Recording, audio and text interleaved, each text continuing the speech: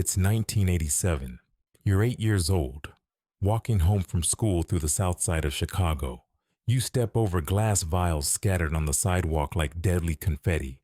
You hurry past the corner where men with hollow eyes whisper to strangers. You climb 3 flights of stairs, stepping carefully around the needles, and unlock 4 different locks on your apartment door. Inside, your baby sister's crying. Your mom hasn't come home in 2 days. There's no food in the refrigerator, but there's $300 hidden in a shoebox. Money you're not supposed to touch. Money that came from a world you're not supposed to understand. This was childhood for millions of American kids during the crack epidemic. This is their story. Welcome back to the channel where we explore the hidden stories that shaped America.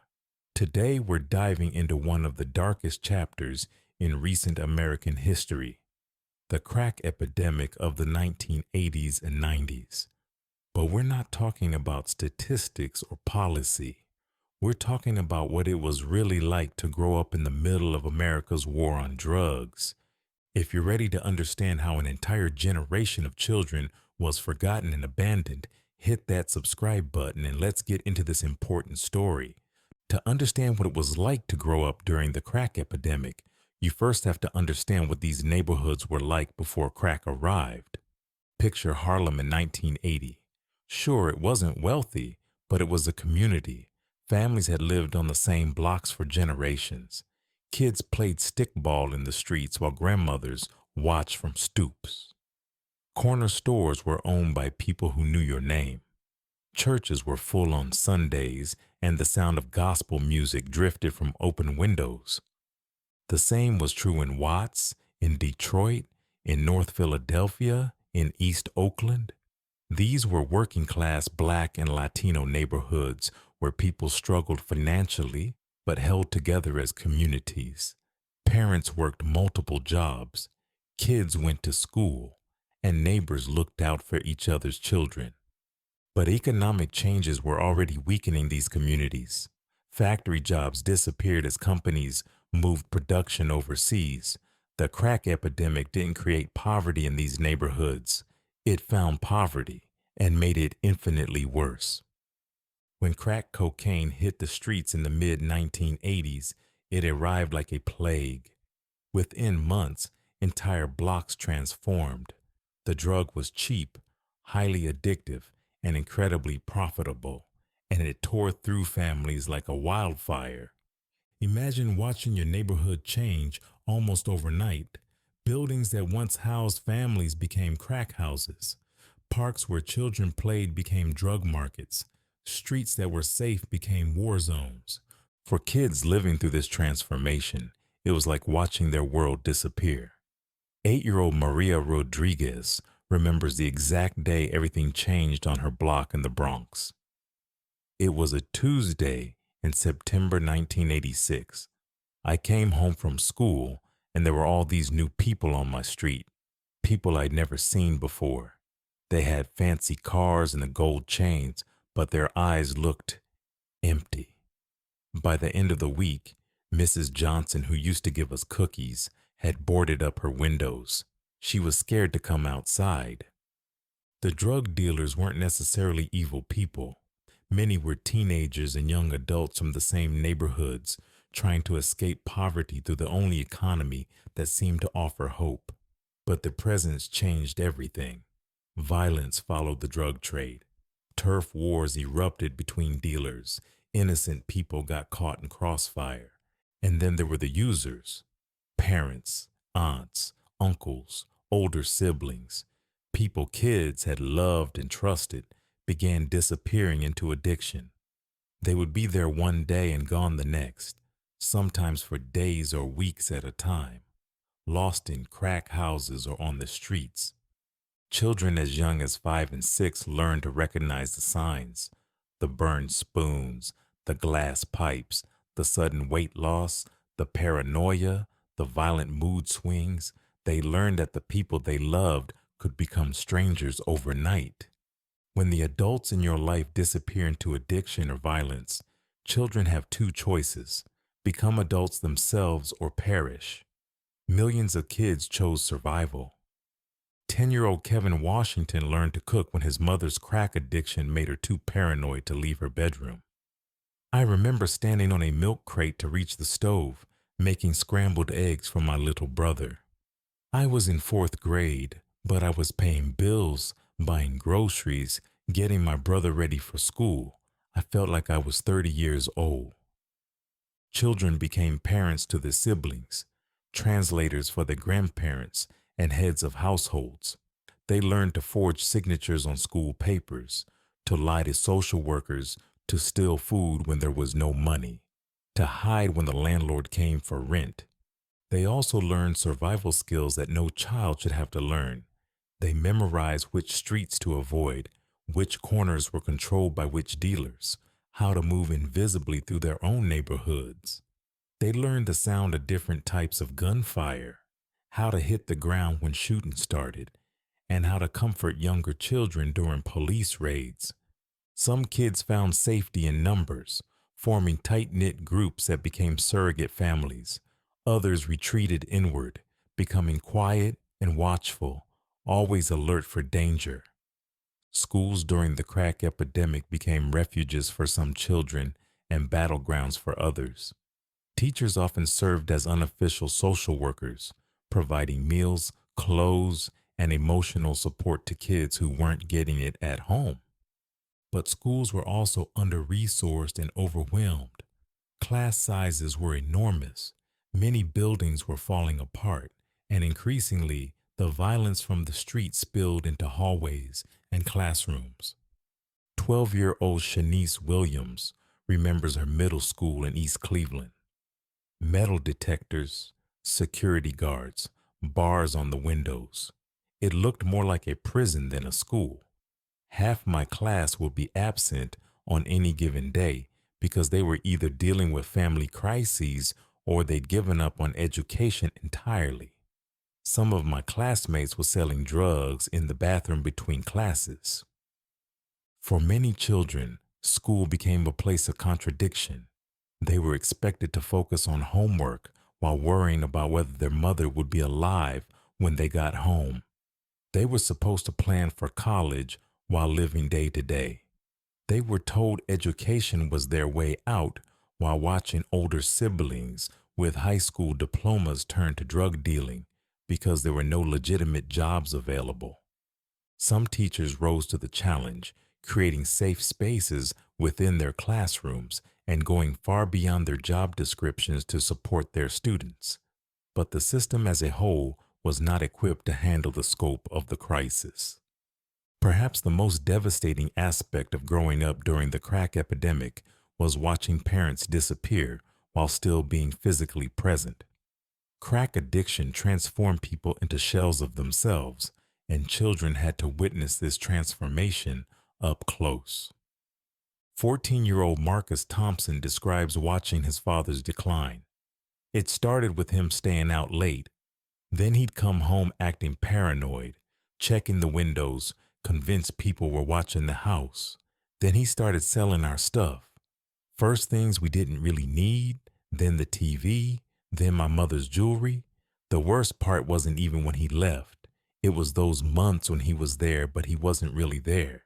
He'd look at me like he didn't recognize me. Children developed complicated relationships with their addicted parents. They learned to love and fear the same person. They became experts at reading moods, at knowing when it was safe to ask for food or help with homework, at making themselves invisible when their parent was in withdrawal or high. Some kids tried to save their parents, hiding their drugs, begging them to get clean, even calling the police on them, hoping arrests might lead to treatment. Others learned early that they couldn't save anyone and focused solely on protecting younger siblings. The psychological impact was enormous. Children as young as 6 experienced anxiety, depression, and post-traumatic stress.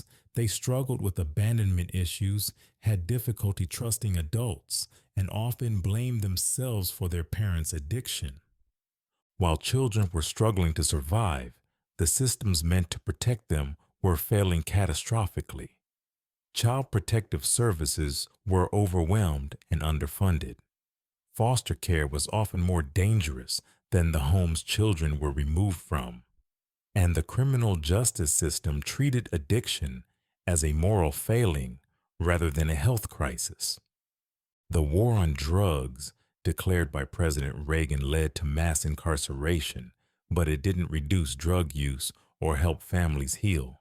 Instead, it removed more parents from already struggling households. Mandatory minimum sentences meant that a father caught with a small amount of crack could be sentenced to years in prison, leaving his children with no financial support and a parent in the system. Children watched as their neighborhood were flooded with police, but not with social workers, doctors, or job training programs. They saw money spent on building prisons, but not on building community centers or schools. The message was clear. Their communities were seen as problems to be contained, not populations to be helped. Meanwhile, white suburban communities experiencing similar drug crises, particularly with powder cocaine and later methamphetamine, were more likely to receive treatment and rehabilitation resources. The racial disparities in how America responded to drug addiction were stark and devastating.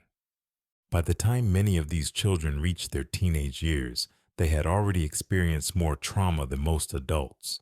They had learned not to trust promises, not to rely on adults, and not to expect help from institutions. Some channeled their experiences into resilience. They became fiercely independent, protective of younger siblings, and determined to break cycles of addiction and poverty in their families. They worked part-time jobs while going to school, applied for college scholarships, and fought their way out of their circumstances through sheer determination. Others were overwhelmed by the trauma and fell into the same patterns they had grown up witnessing. The drug trade offered quick money to kids who had never had any. Gangs provided the family structure and protection that had been missing from their lives. Some became addicted themselves, repeating cycles they had promised to break. Many fell somewhere in between. Survivors who carried invisible wounds, who struggled with relationships and trust, who battled depression and anxiety, but who kept moving forward because that's what they had learned to do. 16-year-old Lisa Chin, whose mother was addicted to crack for most of her childhood, reflects.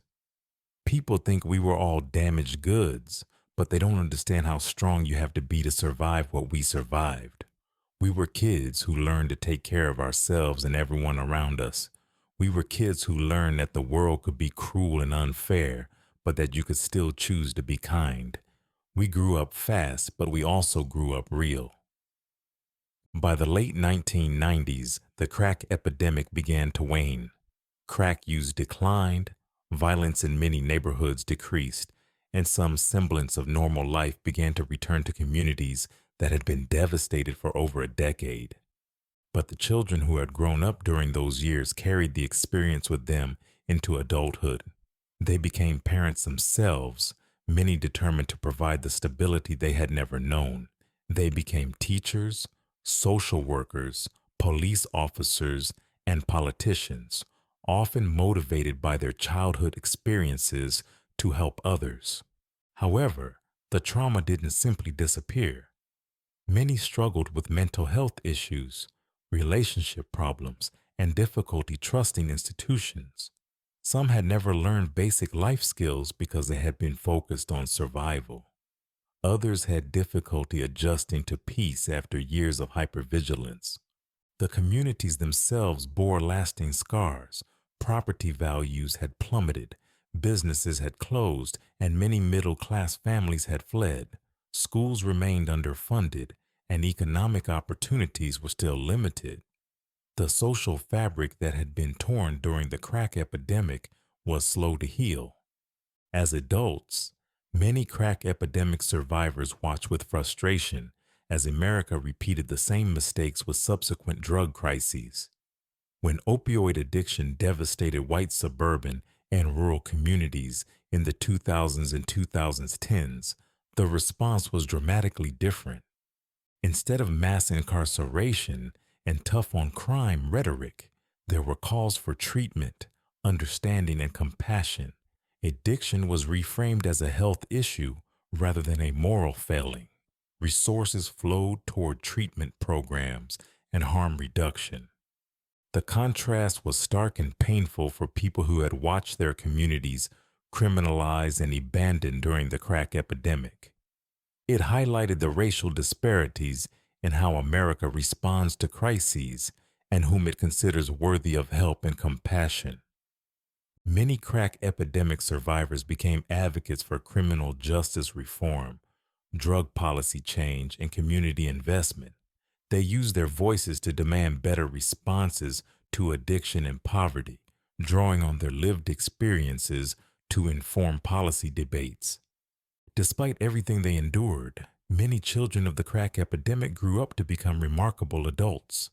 They brought unique perspectives to their professions and communities, shaped by experiences that had taught them both the fragility and the strength of the human spirit.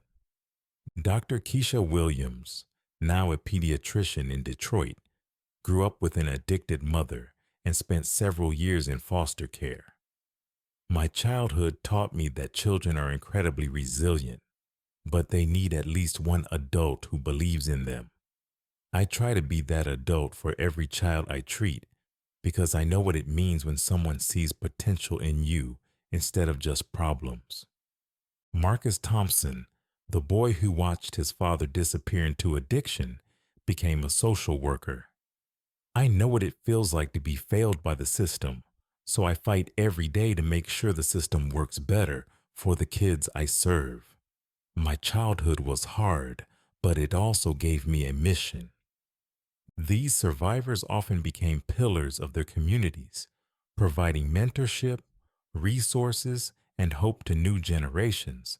They proved that trauma, while damaging, doesn't have to be destiny. This is the story of America's forgotten children, kids who grew up in the middle of the crack epidemic and learned to survive in circumstances no child should face. Their experiences shaped not just their own lives, but the trajectory of entire communities, and ultimately our understanding of addiction, poverty, and resilience. What struck you most about this story? The strength of these children? The failure of systems meant to protect them? Or maybe the lessons we still haven't learned? Share your thoughts in the comments below. If this story opened your eyes to a part of American history that often gets overlooked, please hit that like button and share this video. These stories need to be told and understood if we're going to do better in the future. Don't forget to subscribe and hit that notification bell for more deep dives into the experiences that shaped America. What topic should we explore next? Thanks for watching, and remember, behind every statistic about drugs, crime, or poverty are real people with real stories. Those stories deserve to be heard with empathy and understanding. I'll see you in the next one.